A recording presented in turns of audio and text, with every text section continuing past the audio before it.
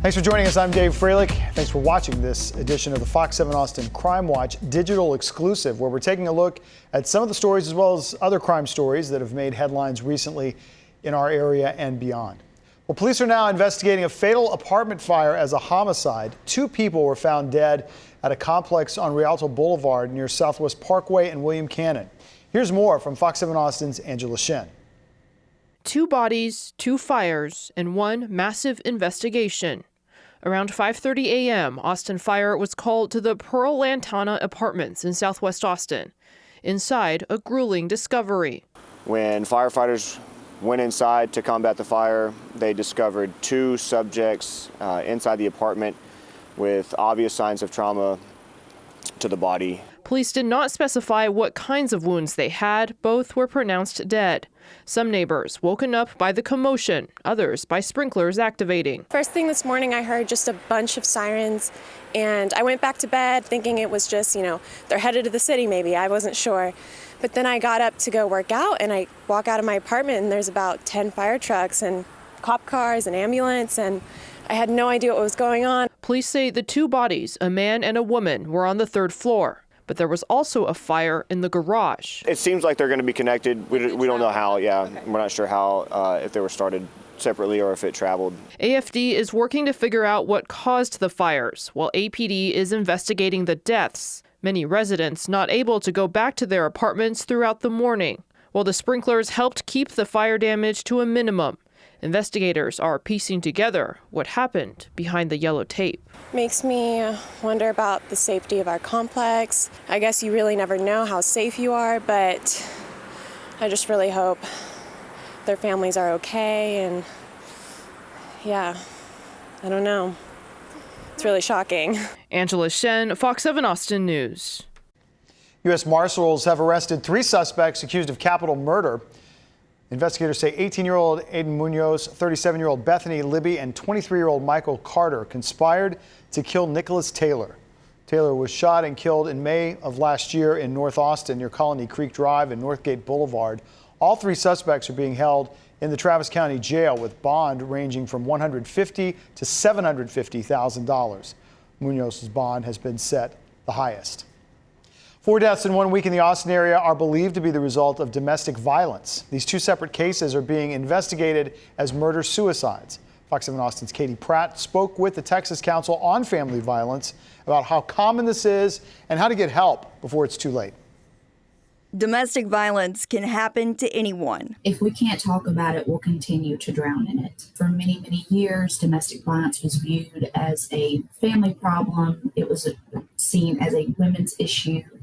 It is an everyone issue. It presents itself in several different forms and slowly progresses over time. One of the things that the research tells us about lethality is that violence will increase over time. And if it continues to escalate quickly, we're looking at a possibility of a fatality on our hands. In both situations that happened in the Austin area, they involved a man and a woman and ended in murder-suicides. Just asking the question, "Are you okay?" is incredibly effective and incredibly important, especially because so many survivors of family violence, people who are experiencing this, are isolated as a form of coercive control. Every violent relationship is different, but there are patterns in abusive behaviors. Somebody that controls their partner's finances, who they can and can't see, who isolates them, or who uses other types of abuse to cause the person to think that they have to stay with them. She says offenders will often try to isolate the victim from their friends and family members. They will withhold resources like money, car keys, or a passport. And abusers will make the person feel like they have no way out. Seeking help for a survivor of domestic violence many times looks like their entire world being turned upside down. But it isn't the end of the world. There is a way out. You are not alone, and there are people whose full-time job is dedicated to helping.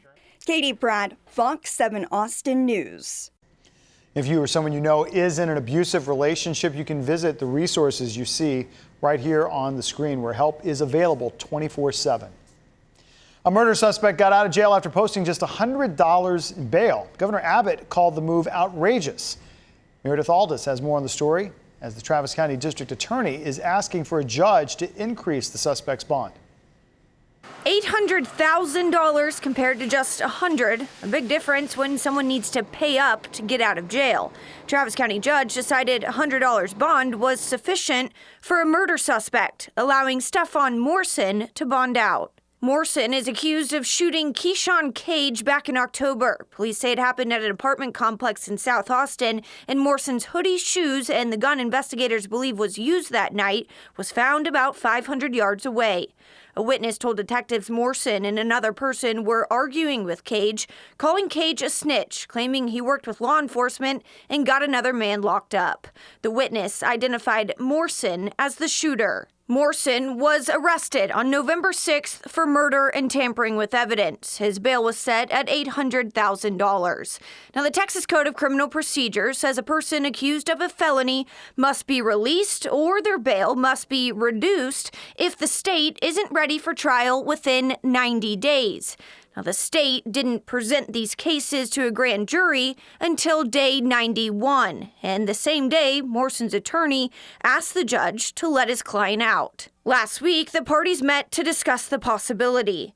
The district attorney claims they told the court about their concerns if Morrison was released. They say on social media he was potentially bragging about the murder, showing violence. They say Cage's family had concerns, and an anonymous tip said Morrison intended to flee if he got out. But the Travis County judge set the bond at $100 and ordered no contact with the victim's family or witnesses, a GPS monitoring system, no travel, and no social media. The Travis County District Attorney is now requesting the judge to increase the bond amount after Governor Abbott said this on X, quote, "This is outrageous. We must prevent leftist judges from releasing dangerous murderers out on our streets. Those responsible for this release should be held legally liable if anyone is harmed by this criminal." Abbott says bail reform is an emergency item this legislative session, and Lieutenant Governor Dan Patrick is backing him. But there's nothing more important than the safety of our citizens. There's nothing more important than pushing back when courts release dangerous felons onto the streets to kill again. Reform bills were heard last week in the Senate Criminal Justice Committee. They make it tougher for judges to let violent suspects out on bond and limits the use of tax dollars to help offenders get out of jail. So whatever it takes, we will not leave here until these bills pass the House. Period. There's Meredith Aldis reporting. Well, one woman is warning others about a man who attacked her as she walked to her car in the Cherrywood neighborhood of East Austin. Meredith Aldis spoke to that woman who says it happened in the middle of the night and explains that it all happened while the man was naked. He came out of nowhere and he disappeared just as quickly. A man in the dark with nothing on, lurking, attacking, then running off. Candace Armbruster went to a concert at the Moody Center earlier this month. The concert had let out, and she started walking to her car. It was a bit of a ways across I-35 in the Cherrywood neighborhood. Wherever the crowd would go, I would maneuver myself to stay with them, even if that meant elongating my walk. The whole way, I was pretty much with other people about 95% of the time until I had to cross over into the neighborhood where my car was parked. She says when she got into the neighborhood, she saw something, someone. I see movement of a male figure, assuming that this guy just lived in this house and was outside, perhaps smoking a cigarette. He looked naked. Like, from first glance, I thought, wow, he looks naked. But I just didn't think that could be, but I followed my gut, and my gut said, don't go that way. So she turned instead of going straight. She says she finally saw her car. I am steps away from it when I heard very fast running footsteps right behind me. I turned, and as I turned, he was literally on me right here. He grabbed my hips. Imagine if someone was trying to pull your pants off aggressively. That's exactly what he was doing. She says she screamed as loud as she could. I was able to break free from him, and then I bolted running while I continued to scream. And I think that chaos I created also scared him. He wasn't expecting that, and he bolted the other direction. She says she made it to her car and called 911. I was having trouble breathing. I was crying. I was screaming just randomly. I was shaking so bad. Austin police are now trying to find the man who attacked her. People to know. I want them to keep their eye out. I want them to know this happened so they can protect themselves. But if you know anything at all, if you can get a lead in that will help us find him, because we have not found him, I want to keep others safe. The family of a man murdered during the 2024 solar eclipse is asking for answers. A woman has been arrested in connection to the killing, but no one's been charged for the murder. Meredith Aldis has more on Christian Rangel's story. When everything went dark on April 8th, Christian Rangel went missing. Every time the phone would ring, you would just have a little bit of hope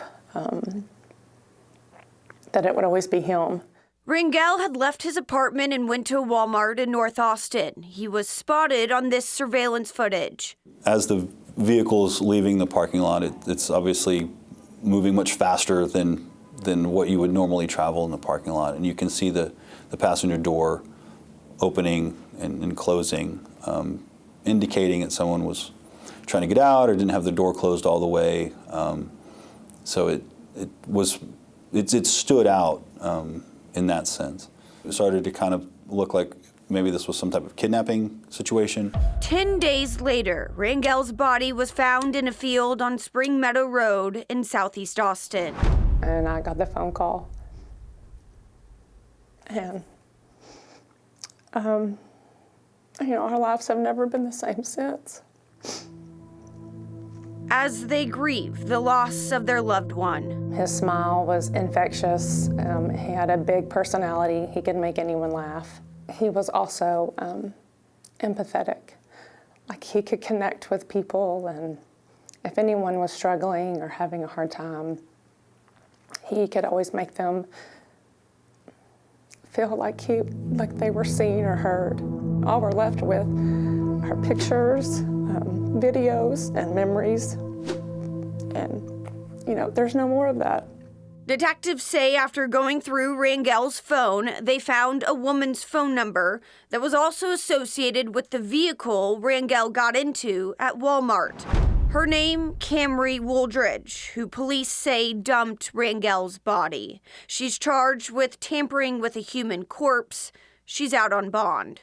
Someone that could do such a horrific thing to a human being should not be out walking around. So we'd like for justice, for Christian, because he deserves that.